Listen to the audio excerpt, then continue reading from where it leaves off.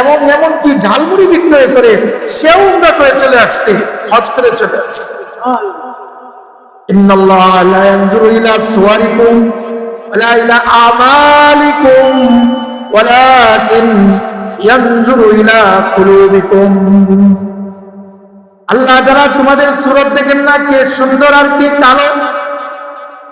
আরে বেলালে হাবশী উনি সুন্দর ছিলেন না, কিন্তু এত কালো ছিলেন, আল্লাহর কাছে প্রিয় ছিলেন। বেলালে হাবশী মদিনা মুনাওয়ারা মসজিদে নববীতে আল্লাহু আকবার, আল্লাহু আকবার, মসজিদে নববীতে আল্লাহু আকবারের ধ্বনি না হইলে সূর্য ওঠে না, ফজর হয় না। কালো ছিলেন, হাবশী গোলাম ছিলেন, কিন্তু আল্লাহর বড় প্রিয় ছিলেন। মেরাজের রজনীতে আল্লাহর হাবিব সাল্লাল্লাহু আলাইহি সাল্লাম জান্নাতে হাঁটেন, জান্নাতে হাঁটেন, আর দেখেন কে যেন জান্নাতে নবীজির সামনে দিয়ে হাঁটতেছে। ফেরেশতাকে জিজ্ঞেস করলেন কে হাঁটে? জিবরিল। জিবরিল আমিন বলেন আল্লাহ রাসূল আপনার প্রিয় সাহাবী মুয়াজ্জিনে মসজিদে নববী হযরত বেলাল হাঁটতেছে।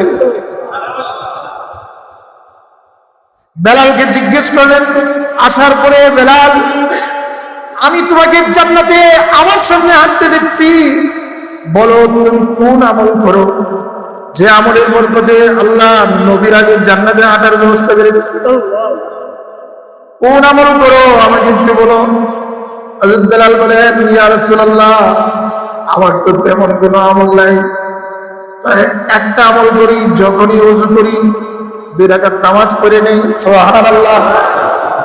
যখনই মসজিদে ঢুকি 2 রাকাত মসজিদুস সালাতুত তাহিয়াতুল মসজিদ, 2 রাকাত নামাজ না পড়ে মসজিদে বসি না, মসজিদের হক আদায় করি।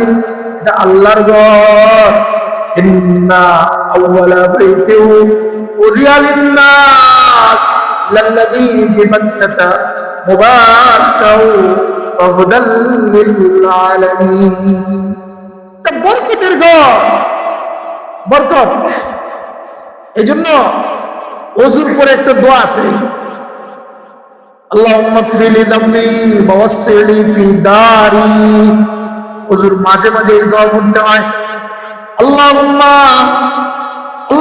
গফিরলি যামবি ওয়া ওয়াসসি'লি ফি দারি ওয়া বারিক লি ফি রিজকি। বলেন আল্লাহুম্মা গফিরলি যামবি ওয়া ওয়াসসি'লি ফি দারি ওয়া বারিক লি ফি রিজকি।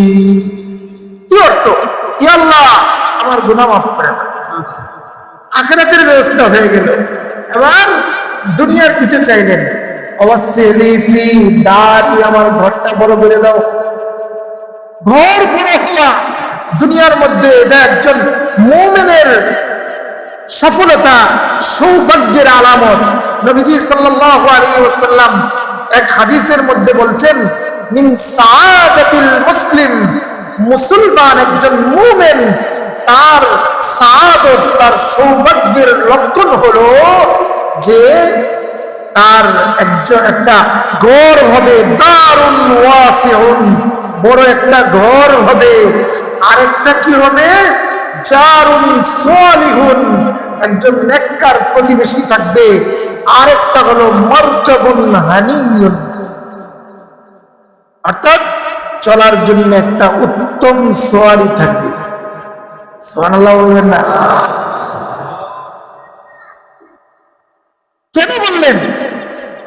আল্লাহ রাব্বুল আলামিন বলেন, আল্লাহর হাবিবের মাধ্যমে বলেছেন যে একজন মুমিনের সাআদত হলো দারুন ওয়াসিউন, দুনিয়ার জগতের মধ্যে একটা বড় ঘর থাকবে।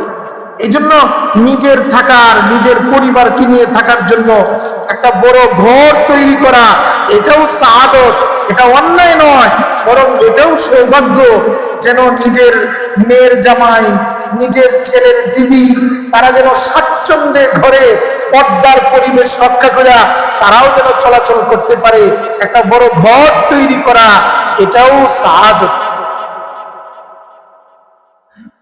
আর জারুন সালিহুন, একজন নেককার প্রতিবেশী, নেককার প্রতিবেশী, বন্ধু নেককার হওয়া চাই, প্রতিবেশী নেককার হওয়া চাই, এমন জায়গায় ঘর নিষেধ, কাউকে শাস্তি দেওয়াও নিষেধ। চোরকে পিটাইবেন, মসজিদের বাইরে পিটান, আল্লাহর ঘরে শাস্তি দেওয়া যাবে না। নবীজি সাল্লাল্লাহু আলাইহি সাল্লাম মসজিদে নববীতে তিনি ফয়সালা করেছেন, সংসদ ভবন ছিল, বিচার ব্যবস্থার ছিল, সেখানে সবকিছুর বিধান দিয়েছেন, কিন্তু বিধান কার্যকর করেছেন মসজিদের। মান দাখালাহু কানা আমিনা। জাহিলিয়াতের যুগে যারা মসজিদে হারামে ঢুকে গেছে, যারা কাবাতুল্লাহ এর আশপাশে চলে গেছে, তারা নিরাপদ। হত্যাকারীও যদি সেখানে ঢুকে যায়, যদি মাকতুল, যে নাকি যাকে হত্যা করা হয়েছে তাদের পরিবারের লোক যদি তাকে পায়, সেখানে তার প্রতিশোধ নিতে পারবে না, গালিও দিতে পারবে না। হাজিদের জন্য সেখানকার কোনো প্রাণী, মশা অথবা পিঁপড়া মারাও হারাম, দম দিতে হবে। এটা পিঁপড়া হারামের ভিতরে মারা যাবে না, মশাকে মারা যাবে না, সেখানে কোনো কবুতর তাকে ধাওয়া করা যাবে না। হ্যাঁ, অনেকে আছে দেখবেন বাইতুল্লাহতে গিয়েও কবুতরকে ধাওয়া করে, মানে ওরা উঠতে মজা লাগে না, আপনি নিষেধ। সেখানে ঘাস যদি হয়, ঘাসকে উঠানো পর্যন্ত নিষেধ, ঘাস কাটা যাবে না, কতটুকু নিরাপদ জায়গা মসজিদ। আজকে আমাদের সেই মসজিদের পবিত্রতা নেই, মসজিদ হলো রাজনীতির জায়গা হয়ে গেছে। কি বলেন? মসজিদ এখন দখলদারিত্বের জায়গা হয়ে গেছে, মসজিদের মধ্যে ঝগড়া ফাসাদের স্থান হয়ে গেছে, হইচই সবকিছু এখন মসজিদে হয়, কিয়ামতের আলামত। হাদিস শরীফের মধ্যে আছে কিয়ামতের আগে যুখরুফাতিল মাসাজিদ, মসজিদকে কারুকার্য করা হবে, ওয়া খারাবুম মিনাল হুদা, মসজিদ খুব সুন্দর করা হবে কিন্তু হেদায়েত শূন্য হবে। মসজিদের মধ্যে হেদায়েত থাকবে না, মসজিদের ভিতরে কোরআনের তালিম হবে না, মসজিদের ভিতরে জিকিরের কোনো পরিবেশ থাকবে না, মসজিদের মধ্যে নামাজ পড়ার পর্যন্ত পরিবেশ হবে না। মানুষের কথার গল্পের কারণে মানুষ আরামে ইবাদত পর্যন্ত করতে পারবে। এই জন্য মহতারাম, আল্লাহর ঘরের মর্যাদা প্রত্যেকে শুরু হলো পৃথিবীর প্রথম গড় বাইতুল্লাহ। এই বাইতুল্লাহ থেকেই আল্লাহ তাআলার রহমতের ছিটা যেখানে পড়েছে, সেখানে আল্লাহর ঘর তৈরি হয়েছে। তারপরে আল্লাহ তাআলা বললেন ইব্রাহিম আলাইহিস সালামকে, তুমি বাইতুল্লাহ পুনর্নির্মাণ করো। নূহ আলাইহিস সালাম, ওনার জামানায় তুফানে ঘর নিশ্চিহ্ন হয়ে গিয়েছিল। আল্লাহ তাআলা ইব্রাহিম আলাইহিস সালামকে বললেন, তুমি আমার ঘর বানাও। সুবহানাল্লাহ।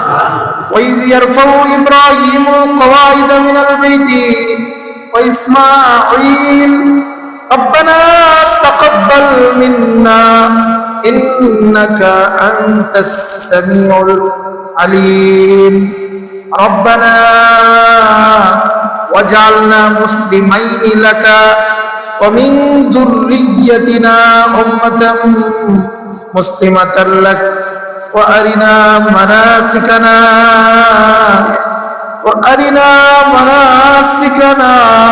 ওয়া তুব আলাইনা ইন্নাকা আনতাত তাওয়াবুর রহিম। আল্লাহ বললেন যে তুমি এখন ঘর বানাও। তো পিতা পুত্র আল্লাহর ঘর বানিয়েছে। এই পৃথিবীর মধ্যে আল্লাহ পাকের ঘর বানানোর চেয়ে বড় ইতিহাস, বড় ঘটনা আর কিছুই হতে পারে না। ঠিক। এবার ঘর বানানোর পরে আল্লাহ তাআলার কাছে ইব্রাহিম আলাইহিস সালাম বললেন, আল্লাহ তোমার এই ঘরের মধ্যে কে আসবে? মরুভূমি এলাকা, কে আসবে? আল্লাহ তাআলা বলেন পাহাড়ে উঠো, এলান করো। আমার কথা কে শুনবে? আল্লাহ বলেন এলান করার দায়িত্ব তোমার, আর আওয়াজ পৌঁছানোর দায়িত্ব আমি আল্লাহ। ওয়াযিন ফিন্নাস وأذن في الناس بالحج يأتوك رجالا وعلى كل ضامر يأتينا من كل فج عميق। আমার আল্লাহ তাআলা বলেন হে ইব্রাহিম এলান লাগাও। এই এলানের আওয়াজ যার কানে পড়ছে আল্লাহ তাকে চুম্বকের মতো আকর্ষণ করে নিয়ে গেছে। সুবহানাল্লাহ। কাউকে আল্লাহ প্রতি বছর নিয়ে যা, কাউকে আল্লাহ তাআলা বছরে 2 একবার নিয়ে যা। কি বলেন? কাউকে জীবনে একবার হলেও ডাক দে। আশা আছে কিনা? আরে বলেন না আছে কিনা? আল্লাহ আমাদের সবাইকে কবুল করুন। আমিন। আমি তো কিছু চেহারা দেখতেছি নতুন উমরা করে আসছে বাইতুল্লাহ প্রতিবেশী।